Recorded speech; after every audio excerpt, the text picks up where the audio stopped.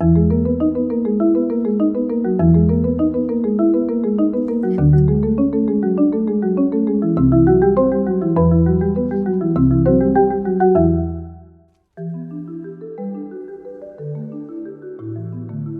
I've always struggled with when playing on a Magicka Dragon Knight is dealing with their poor sustain and low mobility. So I wanted to make a build that somewhat alleviates those pain points without stripping away the Dragon Knight's identity. This is a light armor build using a destruction staff and restoration staff. It has very good burst damage, very good sustain, and pretty decent mobility. It's a pretty simple build, but it's very effective and I think it's a lot of fun. It does require that you be pretty comfortable with light attack weaving and bar swap canceling. Those things are very important to really all builds, but especially this one. And this particular version of the build does use two crafted sets. So if you're going to use the exact same setup I'm using here, there's going to be some jewelry crafting involved, which isn't a big deal for everyone, but for some people it is. But there are a lot of alternatives that will give similar results. This is a non-CP build. It's great for battlegrounds, either solo or in groups, and it also works really well in open world Cyrodiil. For my race, I'm a Breton, mainly because they have really good sustain and some other good passives as well.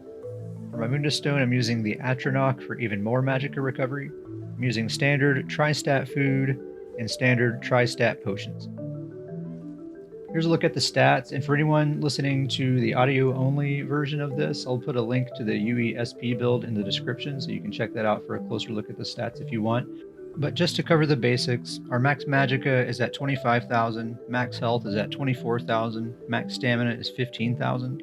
Our Magicka recovery is about 1,300, which sounds low, but as we'll see, that's actually more than enough. Our fully buffed spell damage is just short of 3,500, and our spell critical is an even 30% on the front bar.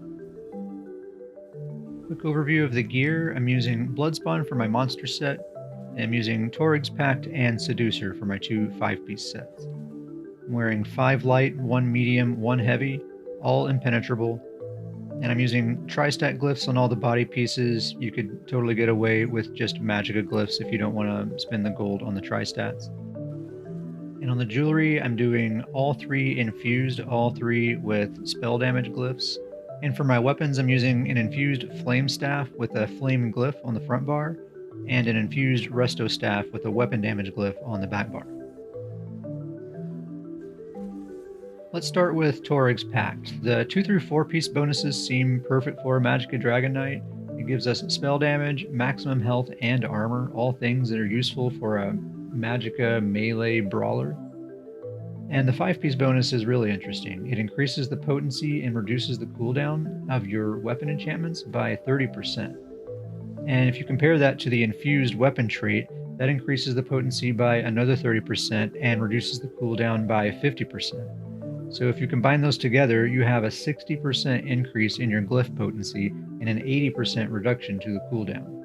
So the result is your weapon glyphs end up being among your most powerful tools. Your flame glyph hits almost as hard as your whip, and it fires about every other light attack. This is often my #1 source of damage when I review the numbers in combat metrics. And the weapon damage glyph on the back bar gives us 587 spell damage. This is where a significant portion of our spell damage comes from. It's easy to proc, easy to keep up 100% of the time, as long as your light attack weaves and your bar swapping is pretty consistent. I think Seducer is often seen as a beginner set, but I actually think it's one of the best sustain sets in the game. It gets somewhat underappreciated. Especially as a Breton, it stacks very nicely with the Magicka Mastery passive. It's a combined total of 17% cost reduction to all of our Magicka abilities. Plus, once we factor in our Combustion passive, which gives us Magicka whenever we set enemies on fire, and our Battle Roar passive, which gives us resources whenever we use an ultimate, we have quite a lot of sustain that doesn't show up here on the stat sheet.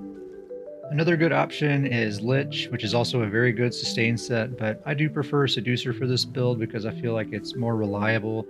There's no proc, it's always active, and I just feel like I get more out of it. But if you'd rather use Lich, that totally works just fine also.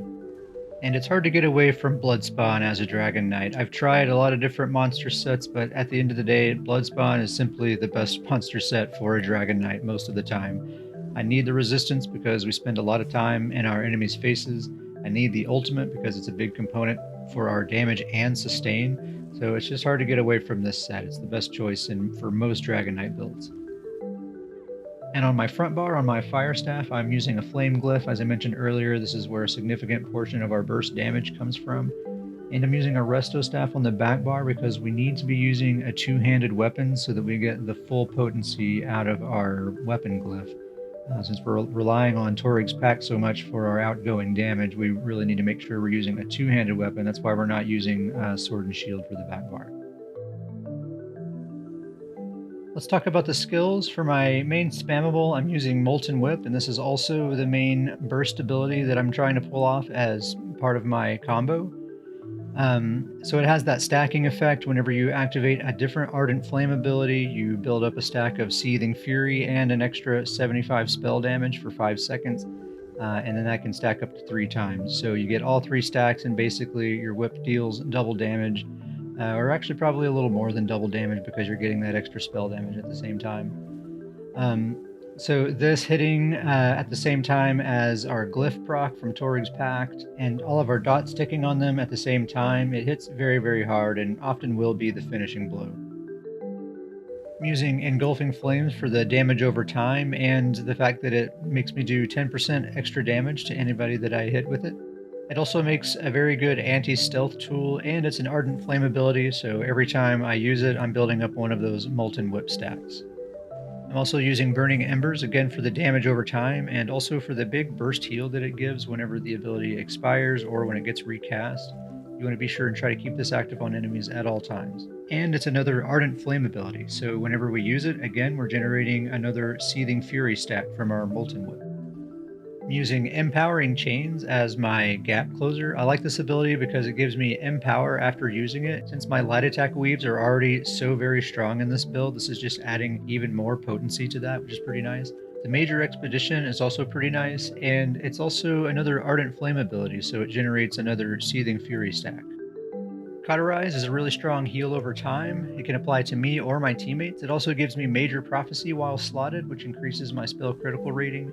And it's another Ardent Flame ability, so again, when I use it, I'm generating more Seething Fury stacks. And for my main front bar ultimate, I'm using Ferocious Sleep, best ultimate in the game. It deals a whole bunch of damage, it's an AoE, it functions as a gap closer. It also gives me a huge damage shield when I use it. I can use it defensively or offensively. It's a really great ultimate.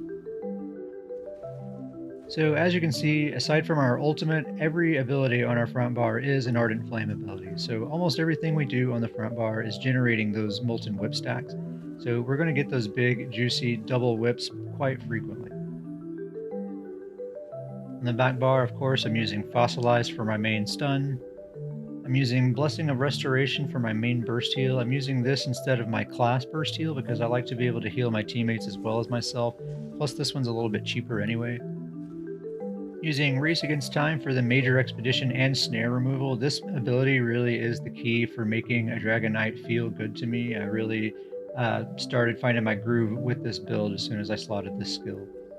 I've tested this ability against Protective Plate lots of times, and Protective Plate can be nice to have in certain situations, but really at the end of the day, I'd much rather have the Major Expedition than the reduced damage against projectiles. It just seems to come in handy a lot more often. I'm using Igneous Weapons for my major damage buff. This basically just enables me to use Tri-Stat potions instead of spell power potions. I'm using the Igneous Morph because it lasts 54 seconds, so I don't have to recast it that often, and it helps me with sustain quite a bit. And of course we have to have our major armor buff, so I have Volatile Armor. This also deals damage in a 10-meter radius, which is a pretty huge radius, which makes this a really great anti-stealth tool. If you know that there are some invisible Nightblades in the area, you can spam this a few times and keep them pulled out of stealth pretty easily. For my back bar ultimate, I'm using the Resto Staff Life Giver ultimate. Between this ultimate, the Blessing of Restoration ability, and Cauterize, we actually can make a pretty effective healer in a pinch when we need to be, even though we're not really spec'd for it. For the main offensive combo, you first want to make sure that you are always light attack weaving. You want to gap close in with Empowering Chains, then put your 2 dots on them, Engulfing Flames and Burning Embers. At that point, you already have all 3 of your Seething Fury stacks, but don't use them yet. First, swap to the back bar and do a light attack into a Fossilize. That gets your back bar weapon glyph procced. Then swap to the front bar and hit them with the big Molten Whip, or if Leap is ready, hit them with Leap, then Molten Whip. If they're almost dead, then just keep spamming Molten Whip to finish them off. If they're not almost dead, then just start the same combo over again. I like to use Empowering Chains as part of the combo every time because that Empower makes me a little bit more bursty, and that Major Expedition just makes me a little bit more difficult to target. And I think that brings us to the end of the video. I hope you've enjoyed it. If you have anything you'd like to share or ask, feel free to leave a comment or email me at catsparrowhawk@gmail.com. In the meantime, good luck out there.